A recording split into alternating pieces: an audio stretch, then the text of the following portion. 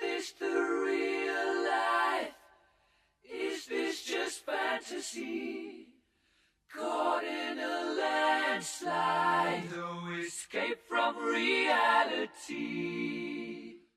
Queen, Bohemian Rhapsody. New Mexico, 2005. A scientist and his assistant are conducting an experiment when chaos erupts. An explosion roars, tears the facility apart. In his final moments, the scientist realizes his life's work and his life itself are over. But then he awakes in a mysterious machine, some kind of egg-shaped pod. His eyes look upon a new, alien world. A frail voice calls to him out of the darkness. Reaching out into that darkness and exploring the unknown is the principal joy of Axiom Verge. So I'm giving you a spoiler warning right here. This is the kind of game that's best enjoyed before an in-depth review. If you've already played it or have no intention of playing it, then listen on. I've been waiting to snag Axiom Verge for a long time, and when better to seize the opportunity than with its recent release on the Nintendo Switch. Now going into it, I understood two things. Thing one, Axiom Verge is an indie charmer with a very favorable reception and dedicated fanbase. Thing 2, Axiom Verge is a Metroidvania. Thing 1 set my suspicion on alert, as generally happens whenever I first experience something with an already established fandom. At the extent to which I believed the clarity of Thing 2, I came into Axiom Verge fully expecting to encounter the familiar blueprints of Metroidvania. For my fledgling moments with the game, getting into the gameplay, exploring its world, experiencing the presentation, all seemed to be fairly cookie-cutter. I would be remiss not to mention how much like a clone of classic Metroid I considered Axiom Verge to be. The similarities are not astounding because we know they're not coincidental. Alien environs exude fear, tube doors grant access to different rooms and accompanying screens, creepy crawlies follow familiar patterns encircling platforms, power-ups and weapons await you at every corner of the map. The map itself seems visually structured around Super Metroids. That every wall could hide a secret mentality is ever present, so you poke and prod at any fixture or tile that's even the slightest bit unusual. Axiom Verge's deliberate design points just beyond Metroid, however. I caught whiffs of Eric Chahi's Another World with the intro, the scientist and the accident, and Blaster Master with the drone gameplay. Other notable comparisons and influences often cited include Contra, Bionic Commando, Shatterhand, Rygar, a variety of Nintendo games from our childhoods, a phrasing the solitary developer of Axiom Verge, Tom Happ, used. The game was built taking the intriguing gameplay ideas from titles like these, deconstructing them, and then putting them back together in meaningful ways. In this sense, it is more than just another Metroidvania. It seems to have been developed less as an occupant of a specific subgenre, and more as the result of bringing together exemplary parts. Ironically, Axiom Verge has only now appeared at last on a console made by the company whose games inspired it. The prodigal child has come home.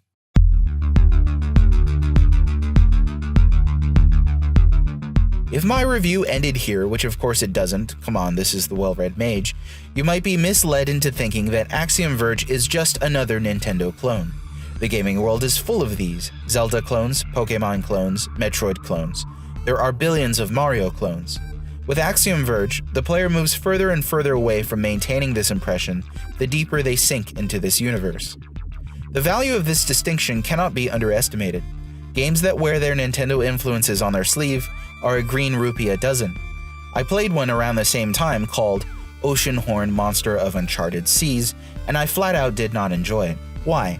Because it flirted the line between ripoff and tribute, ultimately crossing that line and feeling like a watered-down Wind Waker without advancing or innovating the ideas that it borrowed. Even though it was a new world wholly other than Hyrule, its air tasted stale. When I think of Oceanhorn and Axiom Verge, there are really a lot of similarities in the backdrops of their construction, but there is a vast difference between their results. It is Axiom Verge which builds upon the concepts of its spiritual predecessors. It comes up with new ways to play with old ideas. In this light, it may seem like a cheap Metroid knockoff until you start to invest yourself into its world and, layer by layer, it reveals its uniqueness. At first, you'll think you have it all figured out. but do you? Of course, it's a virtual reality that Trace, the scientist, becomes enveloped in. Is it? As you progress, you can't be too sure. And who is the villain? Is it the withered Athetos, who released a plague that wiped out the inhabitants of Sudra, this alien world? Is it the Rusalkai, the gigantic machines that are the only surviving residents of this planet, who are constantly telling Trace what is what, coercing him to obey them? In the world of Axiom Verge, things are not as simple as good and bad. Even Trace himself, vaguely pacifistic but willing to kill to defend himself, is repulsed when he discovers that the boss monsters he's been defeating were once people, the mutated servants of Athetos. He's not a soldier, Trace is a scientist, but his hands are no longer clean. He even hallucinates empathetic visions of himself as a freakish mutant, confronted by a familiar man with a gun.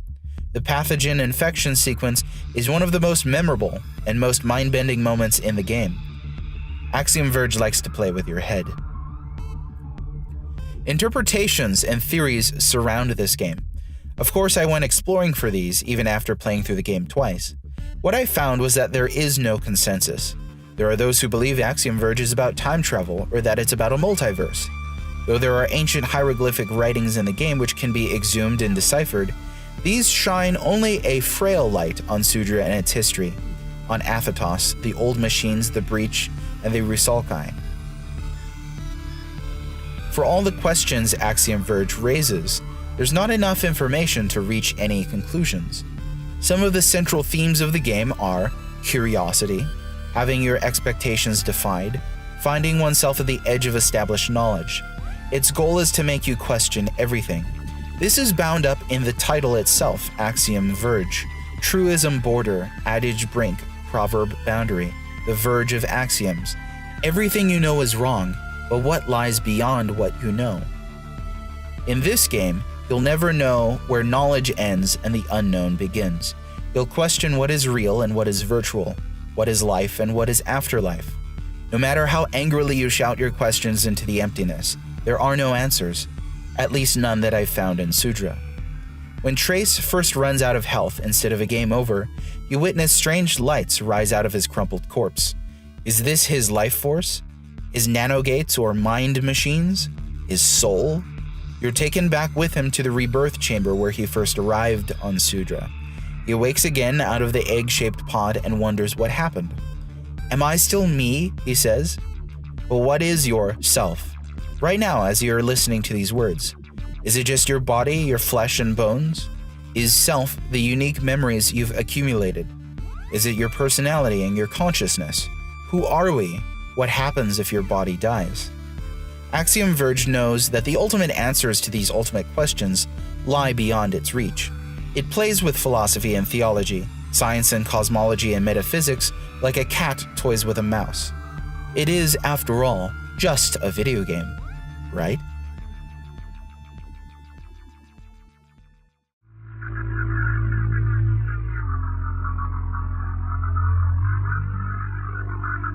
Setting aside the mind games for a bit, Axiom Verge is not one of the prettier pixel art games I've played, but I don't think that was ever an intention for the noxious landscape of Sudra and its alien inhabitants. There's a kind of dark beauty to this world, however, an allure that shimmers through the repulsive spiders and spores, the machinery and the egg sacs. Geiger, the Swiss artist who famously lent his nightmarish imagination to the Alien film franchise, is a clear influence here.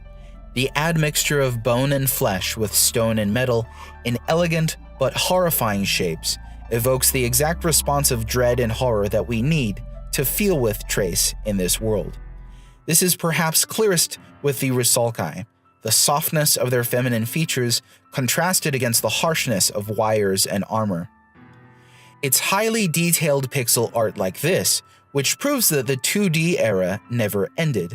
It may be difficult to dismiss Axiom Verge on the allegations that it's just another indie game trying to capitalize on the nostalgia many of us feel from the 8-bit and 16-bit generations. There's more to it than that, much more. Certainly, Axiom Verge has more to offer than graphical throwbacks to a bygone age. I even thought that the use of color and texture as they changed throughout the game represented the NES, the SNES, and the Genesis in isolation. Some areas distinctly look like they belonged to one retro console over the others. Speaking of the past, Axiom Verge utilizes one of the more unmistakable features of retro games: glitches. The glitches in this game are a metaphysical and meteorological part of the story. Trace even becomes capable of manipulating glitches in order to progress or morph the bodies of enemies. Turning an unfortunate but familiar, even endearing perhaps, byproduct of older games into a purposeful gameplay mechanic is unusual genius. These glitches were inspired specifically by those caused by screwing around with Game Genie codes. I remember messing around with my Game Genie on the SNES. Zombies Ate My Neighbors is my clearest memory. I found out that you could modify the strength of the Game Genie codes by changing specific values, like taking the code for 5 extra lives and swapping the A in the code for an E. Sometimes this could change the function of the code for the better, sometimes it just turned the game into soup. Either way, it was fun and very much a different experience from what you see in gaming today, where glitches can take the form of crashes that are no fun at all. Coincidentally, my digital copy of Axiom Verge on the Switch crashed consistently after the credits roll, so I couldn't view my final results. Or is that glitch supposed to be there? How self-aware is this game?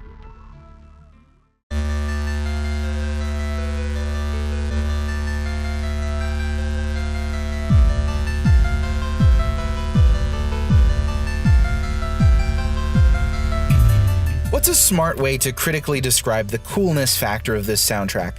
I have no idea, but I'm utterly convinced that this is one of the best variations on chiptune music that I've ever heard. As with the visuals, it can seem like there's a tendency to pander to those pining for the, quote, good old days in games that look back to the golden age bloops and bleeps, but I didn't pick up on that with Axiom Verge. It seemed to me that it took these essentials and ran with them, similar to what the game does with its other conceptual influences. I think that the song which plays over the title screen, appropriately named The Axiom, represents in a nutshell what Axiom Verge achieves. Its first few seconds feature only 2 audio tracks to my ears, a droning buzz and an echoing melody. My immediate thought was that the entire soundtrack would sound like this. That's fine, but unambitious. It would work for an homage, but Axiom Verge has its own identity, evident in the thumping bass, the synthetic layers of sounds that build upon the original chiptune foundation. Musically, it's as if the game is saying, we're going to reach much further than that. No way this soundtrack could play on an older system like the Super Nintendo or the Genesis, but you're reminded of them anyhow. Somehow, Axiom Verge's music manages to capture a sound that seems quintessentially 80s and 90s to me, without getting mired in merely retreading old ground. Onto the subject of gameplay. Axiom Verge seems like a Metroidvania which contains more options for navigation, thanks to the utility of its weapons variety, though this also dramatically raises the opportunity for getting lost or stuck, as well as having to backtrack. I played about an hour in and actually got stuck because I didn't experiment enough with my surroundings and my armaments. I thought I'd missed something, so I started a new game. I don't believe that's the normative experience everyone has had with Axiom Verge, but if we can set aside any semblance of a get-good conversation, then I'll have you know I've played more than a handful of Metroidvania games in my time. It's not as if I'm unaccustomed to them or to the mechanisms of exploration in games at large. I actually view this as a positive in terms of the quality of Axiom Verge itself. In order to progress, you're going to have to experiment and come up with new ways to use the weapons Trace uncovers throughout Sudra. The game encourages you to make choices through its large selection of weapons, many of which you don't even need to find in order to complete the game. Most of the weapons have multiple uses, meaning you can progress with different assortments of them used in unique ways. The easiest way to describe this is with a weapon you pick up very early on called Nova. Firing it launches a large, spherical projectile, but you can also detonate that projectile at any point, causing it to split apart into smaller blasts. Not only can you use this to take out groups of weaker enemies, but you must also learn to use it to reach switches that you couldn't otherwise activate. If you don't experiment, you'll find yourself stuck again and again and again. What I found throughout Axiom Verge was that I kept switching my guns. I found one I liked. The original Axiom Disruptor always remained reliable, but then I soon found another that I liked better for different situations. Enemies that tend to close in on you quickly or latch onto you are better taken out with a short-range electrical kilver. Weapons like the lightning gun can be used to attack enemies around a corner from a vantage of safety. Many Metroidvania games focus on upgrades to a small selection of basic weapons, but Axiom Verge heads in the other direction, with minimal upgrades that enhance the attack power and size of your projectiles without ever fundamentally changing them. The most unique weapon in the game is certainly the Address Disruptor, the glitching gun, which corrupts or decorrupts weaker blocks and enemies. It has uses as a navigational tool for bypassing glitched walls or glitching platforms into existence, but it can also be used upon biomechanoids inhabiting Sudra. Exactly what a new enemy type will glitch into is unknown until you try it, and the results are typically unexpected. Some glitched enemies move slower, fire slower, dispense health instead of dealing damage. They can even affect their surroundings in order to open up secret passages. Even if 3/4 of the other weapons in Axiom Verge didn't exist, the Address Disruptor alone could provide a wide array of gameplay variety. There is so much to discover and explore in Axiom Verge, it can be a bit overwhelming, and this leads to the only significant complaint I had. There is a ton of backtracking. The in-game map does not show you little icons or dots representing hidden items. You're allowed to place 2 reminder icons for yourself, but the game's areas are huge and there's simply too much to navigate. Memory will have to serve in place of in-game aids, but the connective tissue between Sudra's realms is less apparent than what we've seen, say, on the planet Zebes in Super Metroid.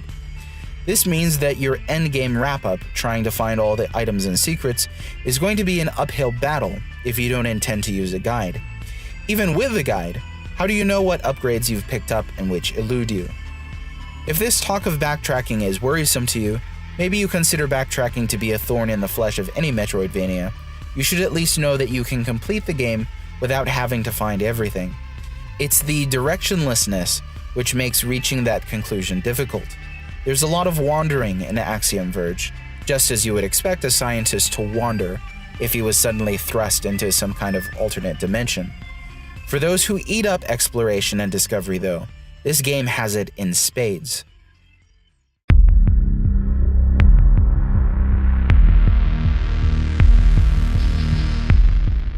The replay value is high because there's a lot to come back to Axiom Verge for.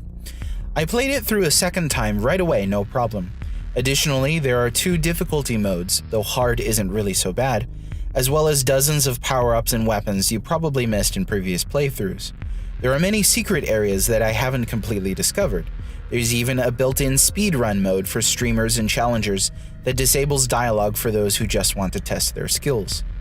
I really enjoy these shorter games that stay with you for a long time. Axiom Verge, like the Slavic Rusalka, is haunting. It's tough for me to stop thinking about it, to stop trying to crack it gently open without ruining the illusion that it is just an indie game. I have played many games like it, but few games are its equal. How long until I start dreaming in its language? Axiom Verge is a game I'm glad to have finally played. I went in suspicious of the favoritism of fandoms, and I came out thinking about things I didn't know there were questions for.